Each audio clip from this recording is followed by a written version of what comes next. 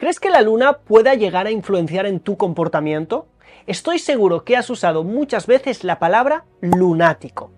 Desde antaño se ha visto a la luna como una influencia sobre nuestro estado de ánimo, carácter u otras áreas de la vida, incluso espirituales. ¿Crees que sería muy descabellado pensar que ésta tenga una influencia sobre nosotros? ¿Qué dice la Biblia? ¿Qué dice la tradición judía? ¿Qué dice la Kabbalah? En el video de hoy voy a revelarte misterios increíbles sobre la luna desde la espiritualidad judía. Y dividí este video en 4 partes principales. Número 1, los simbolismos de la luna en la Torá. Número 2, la advertencia de los sabios de no observar la luna. Número 3, la redención final y el Mesías representados por los ciclos lunares. Y número 4, un mensaje para tu vida de la luna. Pero antes haré una pequeña introducción. El hecho de que astros tienen efectos sobre nosotros es un hecho comprobado también a nivel científico. El Sol, por ejemplo, es el responsable de los ciclos de horas de luz y oscuridad, o de cuánto durará el periodo de luz, ¿sí? El día. Y esto tiene un efecto en los ciclos llamados circadianos, que causan variaciones en los niveles de hormonas y afectan en el sueño y en el hambre de diferentes especies. También existen los ciclos circanuales, que según la temperatura por la cercanía del Sol sobre la Tierra, hace que las especies tengan épocas de migración o de apareamiento o de otras cosas. Hay estudios que apuntan a que lo mismo podría estar pasando con la luna. Los ciclos lunares, a veces menguante, a veces creciente y a veces llena, tiene efectos sobre diferentes especies y probablemente también sobre la nuestra. Desde tiempos muy antiguos se liga la luna llena con lados oscuros dentro del ser, el hombre lobo cuando ve la luna y otras cosas parecidas. Pero ¿será esto verdad? Sea lo que es seguro es que la tradición judía le da una gran importancia a la luna. Por ejemplo, nosotros nos guiamos por un calendario lunar. El primer día del mes, el Rosh Hodesh o el nuevo mes, es el día en que la luna, de alguna manera, mengua por completo. Y de repente se empieza a ver. Ese primer momento es el principio del mes. En el 15 del mes la luna está llena por completa y después va menguando hasta el final del mes, donde está la desaparición de la luna. El año pues no tiene 365 días como en el calendario solar, sino 353 o 55 días, ¿sí?, en un año normal, y cada 4 años uno bisiesto que tiene 383 o 85 días. La luna tiene un papel fundamental en la Torá entonces. Si según eso va el calendario, pues también cosas como las fiestas bíblicas, por ejemplo, la Pascua, Sukkot, los tabernáculos, que son en el día 15 del mes, van a depender de la luna. Así pues, la luna es de gran influencia.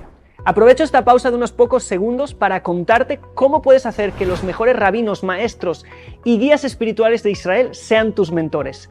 Y es haciendo clic aquí abajo, informándote más acerca de la Academia Co-Creadores, la academia de crecimiento personal y espiritual según la visión de la Kabbalah y el judaísmo más grande de Internet.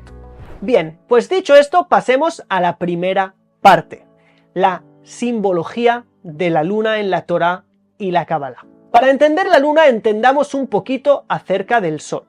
El Sol equivale a la sefirá de Tiferet. Tiferet está por encima de Malhut, donde en Malhut encontramos a la luna.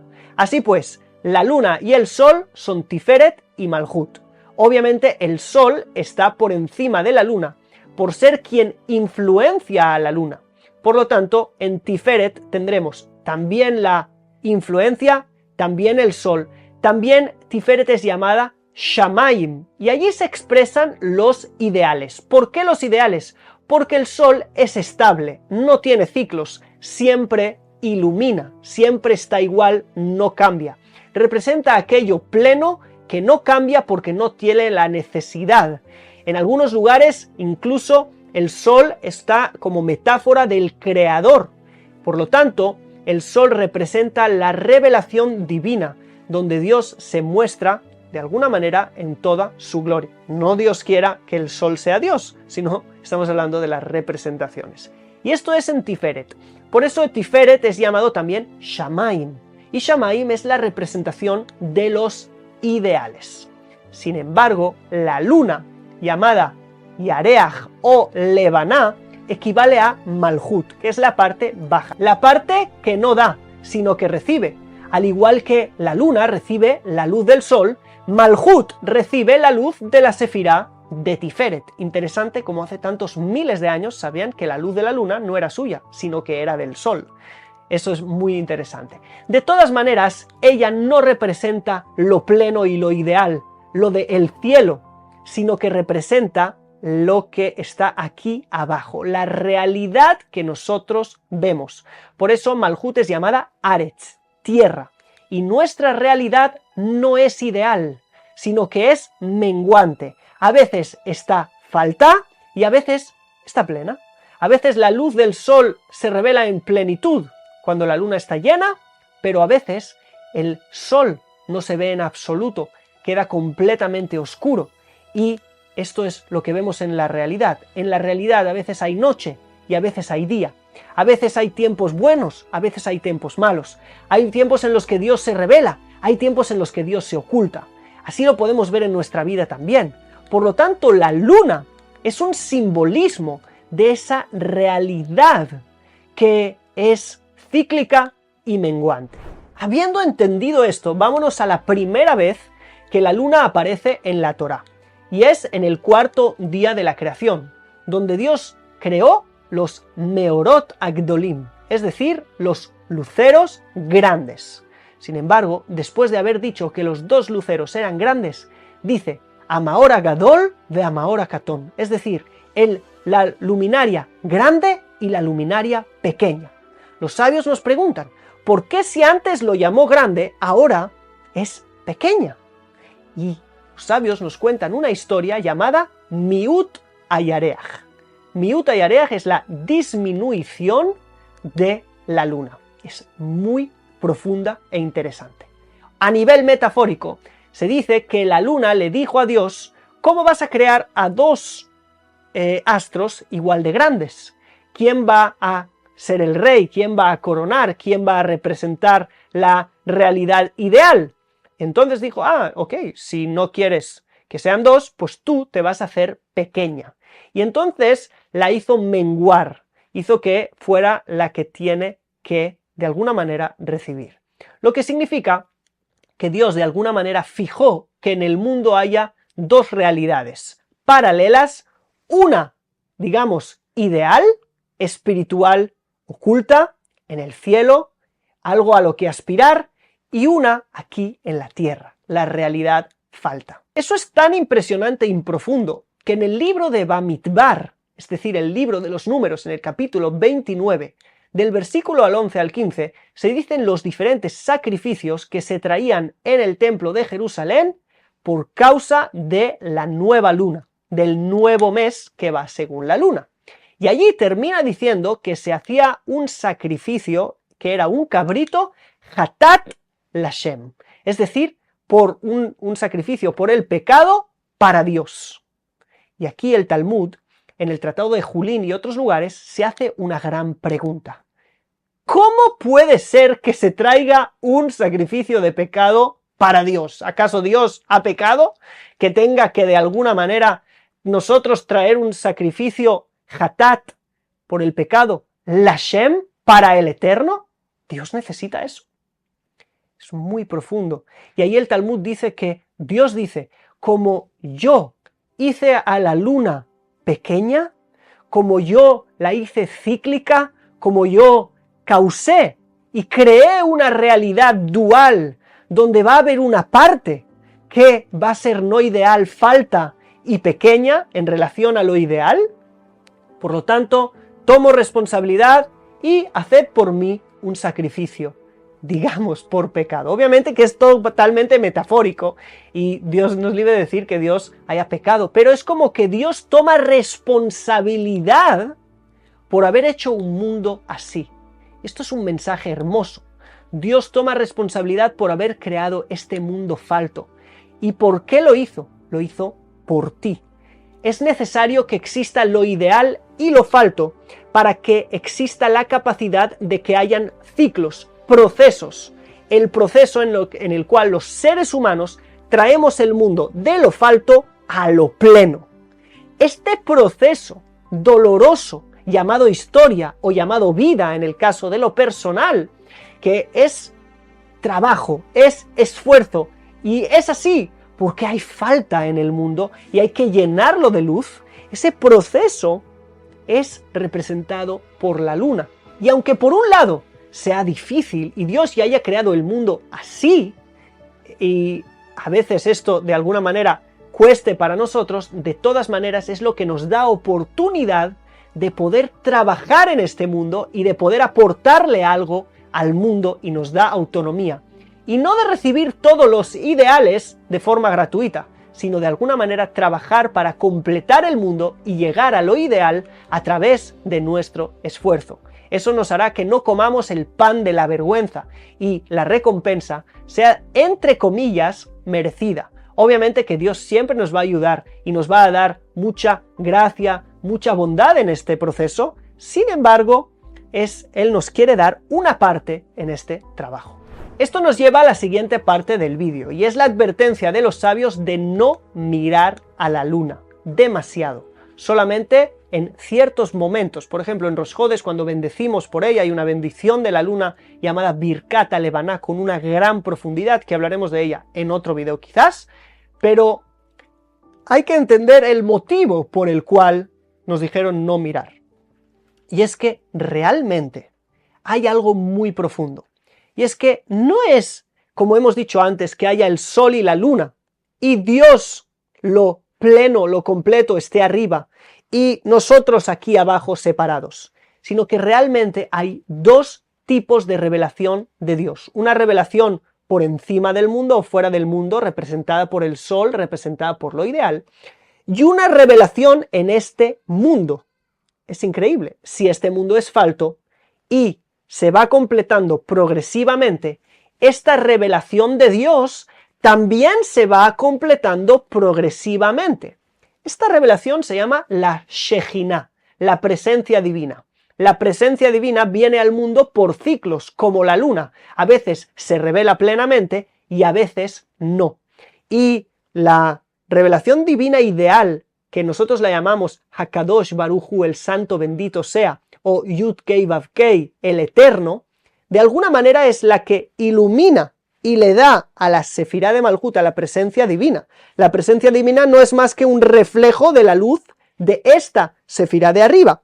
Sin embargo, muchas veces nosotros conseguimos poner diferentes obstáculos para que esta presencia divina no brille en el mundo.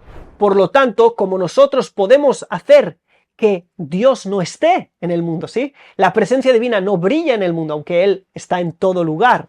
Pero como podemos hacer que mengue, y esto es un concepto muy profundo, teológicamente incluso difícil de entender, dijeron los sabios, no miremos a la luna cuando no está entera, porque es como ver que la presencia divina no está entera, ¿ok? Y es un concepto negativo para nosotros.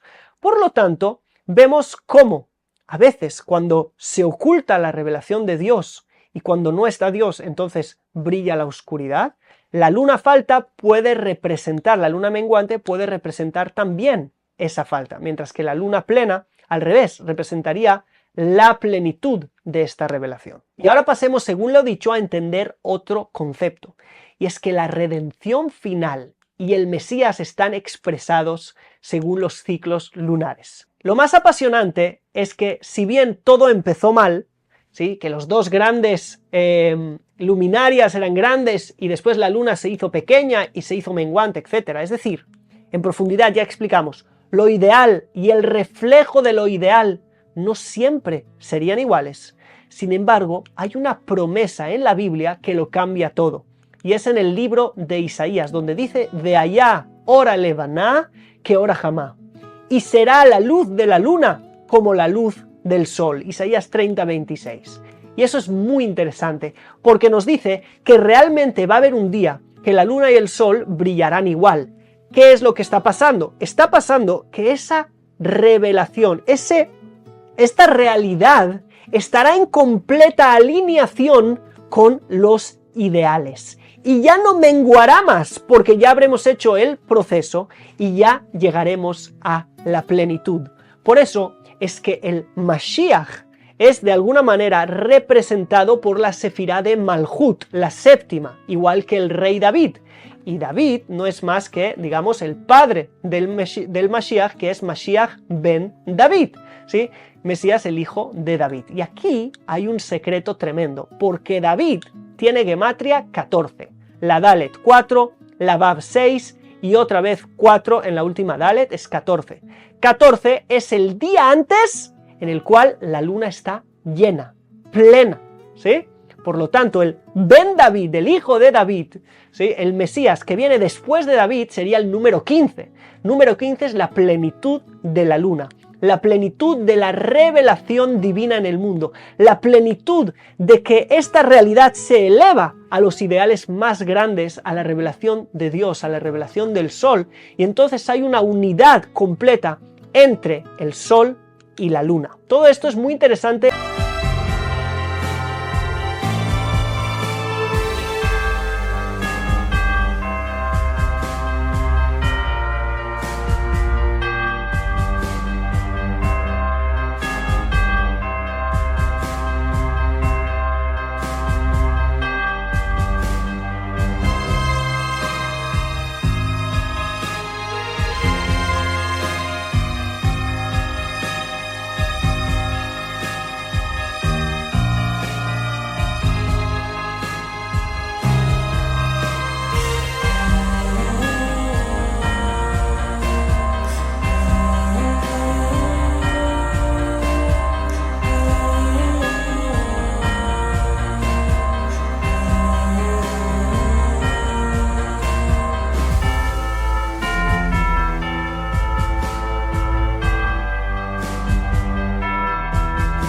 Verlo y recapacitarlo como fuerzas masculinas y femeninas, ¿sí? La Tiferet, el sol como la fuerza masculina y la luna como las fuerzas femeninas, pero todo eso lo tenemos que hablar en otro lugar. Sin embargo, vamos al último punto a partir de esto, y es hablar un poquito del mensaje que esto tiene para tu vida. Malhut, la luna, es la capacidad de permanecer en los procesos, de permanecer faltos, llenos de fe, de que estamos en un ciclo hacia la plenitud, de que también después de la caída, que viene después del día 15 hasta el final del mes, habrá otra subida a otra vez a la plenitud, pero sobre todo que habrá un día que nuestra realidad brillará igual que la luna, al igual que el sol, y que la luna, Malhut, tiene una relación con la emuná, la fe.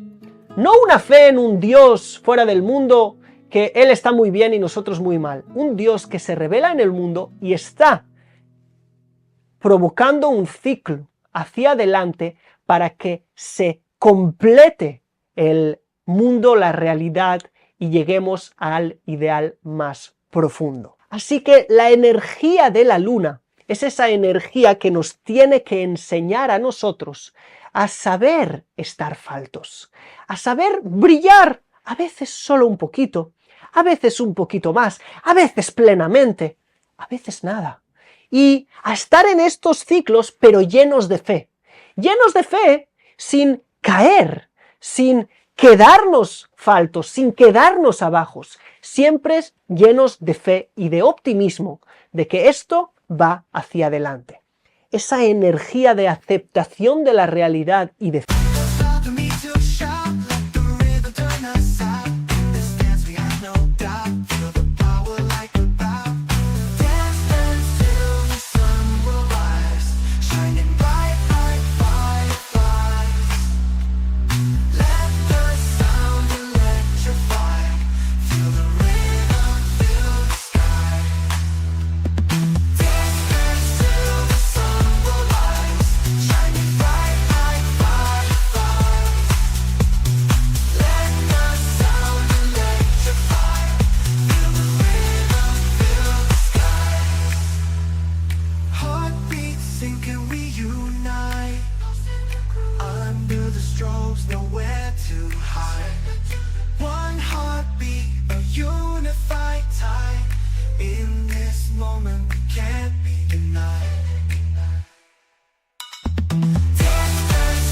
fe, es la energía que revelará el Mesías, que tiene que ver, ¿sí?, con Malhut, y la redención personal y del mundo entero. Esto tiene mucha profundidad y a mí me encantaría que en los comentarios me dijeras qué es lo que te ha gustado más de este video. Y ya sabes, todo lo que Dios ha puesto en el mundo tiene grandes simbolismos. Y si quieres conocer más de todos estos simbolismos a partir de la Torá y la Kabbalah, quiero que te unas a mí a la Academia Co-Creadores, donde hay diferentes cursos que te van a llevar y te van a dar las herramientas para que tú mismo puedas acceder a todos estos conceptos y revelarlos de los mismos textos originales. Sin más, si te gustó el video, like, comentario, suscripción, si no lo has hecho antes, es muy importante para nosotros que te suscribas y nos veremos en el próximo video. Shalom.